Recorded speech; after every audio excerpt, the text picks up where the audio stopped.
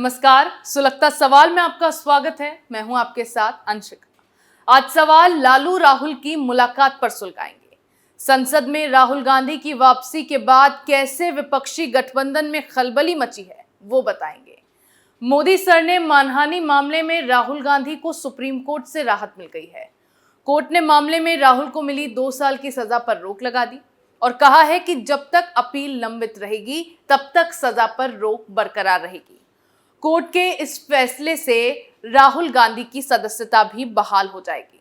अब वो संसद सत्र में भी हिस्सा ले पाएंगे। सुप्रीम कोर्ट से राहत मिलने के बाद राहुल ने पहली बड़ी मुलाकात आरजेडी प्रमुख लालू यादव से की है। लेकिन राहुल और लालू की मुलाकात के बाद सियासी हलचल भी बढ़ गई है। वहीं गठबंधन इंडिया की तीसरी बैठक की भी डेट आ गई है। ऐसे में राहुल लालू की मुलाकात पर तमाम सवाल सुलग रहे हैं। सजा माफी के बाद लालू से क्यों मिले राहुल? लालू राहुल के बीच क्या बातचीत हुई?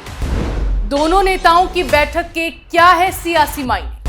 कब होगी मुंबई में इंडिया गठबंधन की तीसरी बैठक? ये सवाल इसीलिए सुलग रहे हैं क्योंकि सजा माफी के बाद सीधे राहुल गांधी के लालू यादव से मिलने को लेकर सियासी अटकलों का बाजार गर्म हो गया है। सजा पर रोक के बाद सबसे पहले राहुल ने लालू यादव से मुलाकात की है। मीसा भारती के सरकारी आवास पर संगठन महासचिव केसी वेणुगोपाल और बिहार अध्यक्ष अखिलेश प्रसाद सिंह के साथ राहुल आरजेडी सुप्रीमो से मिलने पहुंचे थे। मीसा आवास पर तेजस्वी यादव और अब्दुल बारी सिद्दीकी पहले से मौजूद थे। आरजेडी और कांग्रेस नेताओं के बीच करीब 1 घंटे तक बंद कमरे में बातचीत हुई, जिसके बाद से सियासी अटकलों का बाजार गर्म है। बार बार सवाल यही उठ रहा है कि आखिर इस बैठक में क्या चर्चा हुई। लालू राहुल के बीच मुलाकात को सीधे बिहार में कैबिनेट विस्तार से जोड़ा जा रहा है। कांग्रेस बिहार में लंबे समय से कैबिनेट विस्तार की मांग कर रही है। पार्टी की कोशिश मुंबई में इंडिया गठबंधन की बैठक से पहले कैबिनेट विस्तार कराने की है। खुद राहुल गांधी भी पटना में विपक्षी मोर्चे की मीटिंग में कैबिनेट विस्तार की मांग उठा चुके हैं।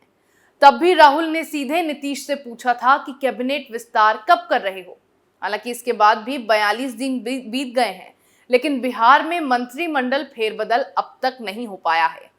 पटना में विपक्षी दलों की मीटिंग खत्म होने के बाद राहुल गांधी ने जब नीतीश कुमार से कैबिनेट विस्तार पर सवाल किया तो इस पर नीतीश भी हक्के बक्के रह गए थे। उन्होंने राहुल को आश्वासन दिया था कि जल्द ही कैबिनेट विस्तार कर लिया जाएगा, लेकिन अब तक उसका कोई सतूना नहीं है।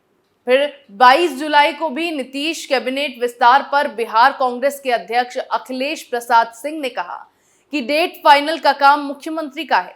मुख्यमंत्री जब चाहेंगे तब कैबिनेट का विस्तार होगा। सही तारीख नीतीश कुमार ही बता पाएंगे, लेकिन तब भी नीतीश की ओर से कोई कदम नहीं उठाया गया। इसके बाद 26 जुलाई को मीडिया की ओर से जब कैबिनेट विस्तार का सवाल मुख्यमंत्री से पूछा गया तो नीतीश कुमार ने गेंद तेजस्वी के पाले में डाल दी। नीतीश ने कहा कि यही जवाब दे सकते हैं, जब हमारे पास फाइनल नाम आ जाएगा तब हम राजभवन भेज देंगे।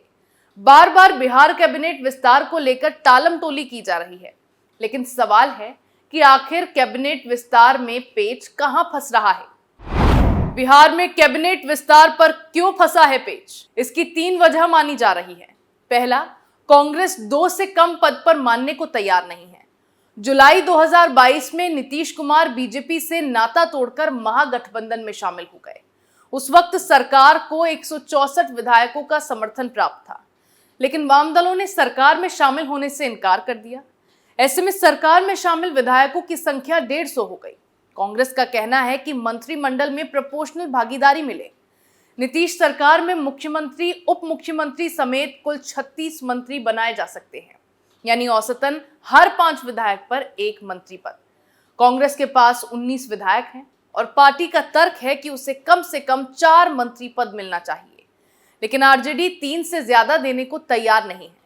आरजेडी विधान परिषद की सीट और लेफ्ट पार्टियों की सीट को जोड़कर फॉर्मूला तैयार कर रही है।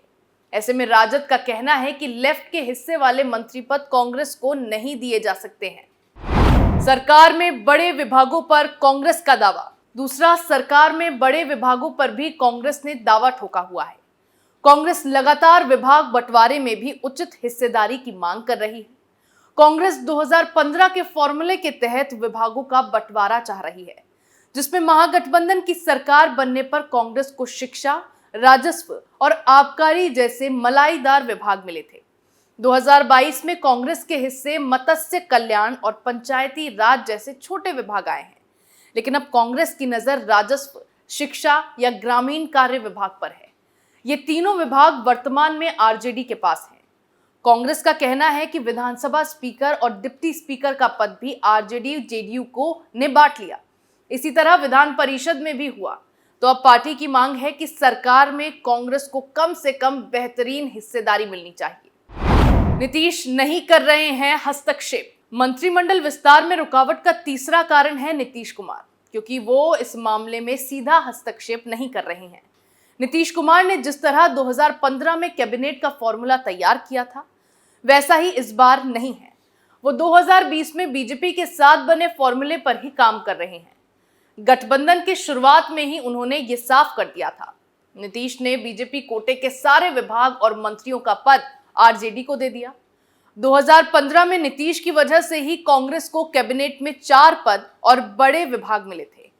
विधानसभा में नीतीश कुमार ने खुद इसका जिक्र भी किया था, लेकिन अब नीतीश कुमार ने फॉर्मूला सुलझाने से खुद को दूर कर लिया है।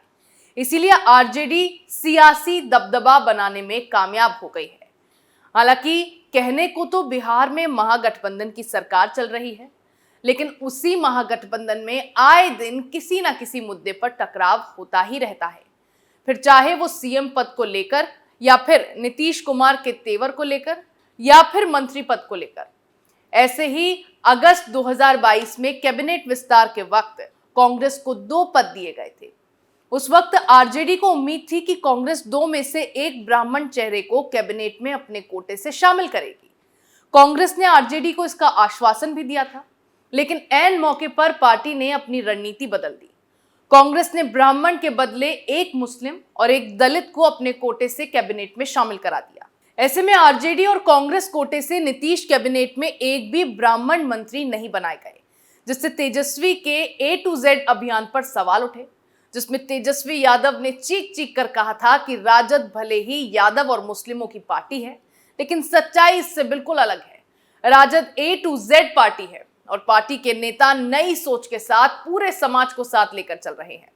हालांकि कांग्रेस की रणनीति के बाद तो दूर दूर तक ऐसा कुछ नहीं दिखाई दिया है, और कांग्रेस की ओर से तो कैबिनेट में एक मुस्लिम और एक दलित को अपने कोटे से शामिल कर दिया गया।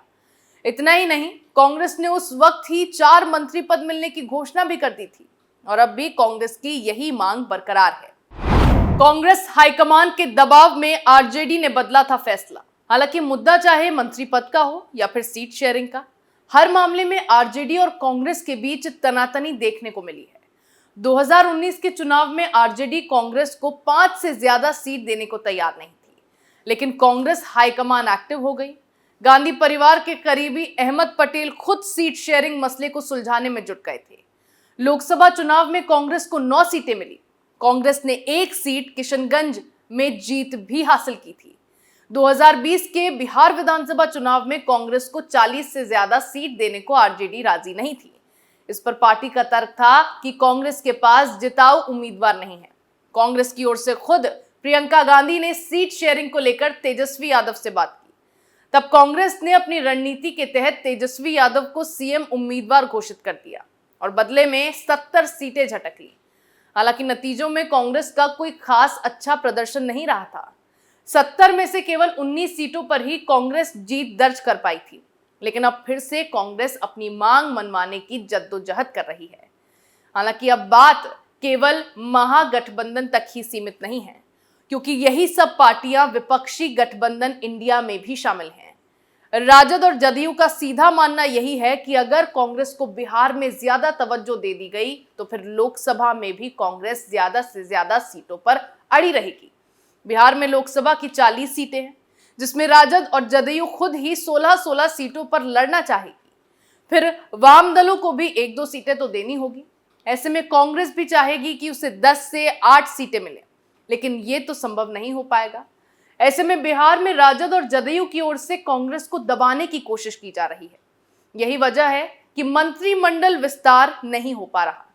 वहीं अब 31 अगस्त से 1 सितंबर को विपक्षी दलों की तीसरी बैठक मुंबई में होने वाली है, जिसमें नीतीश कुमार, ममता बनर्जी और शरद पवार तीनों ही खुद को संयोजक के रूप में चुने जाने के सपने देख रहे हैं। हालांकि विपक्षी गठबंधन में अब यह भी एक बड़े बवाल की ओर संकेत तो कर रहा है, लेकिन देखना यह है कि चुना किसे जाता है। और यही सब कुछ ऐसे मुद्दे हैं जिसे लेकर राहुल गांधी और लालू यादव के बीच मीटिंग में बातचीत हुई। हालांकि अब इसका नतीजा क्या होगा, ये देखना दिलचस्प होगा। सुलगता सवाल में मेरे साथ फिलहाल इतना ही। नए मुद्दे के साथ फिर पेश होंगे, तब तक के लिए देखते रहिए कैपिटल टीवी। नमस्कार।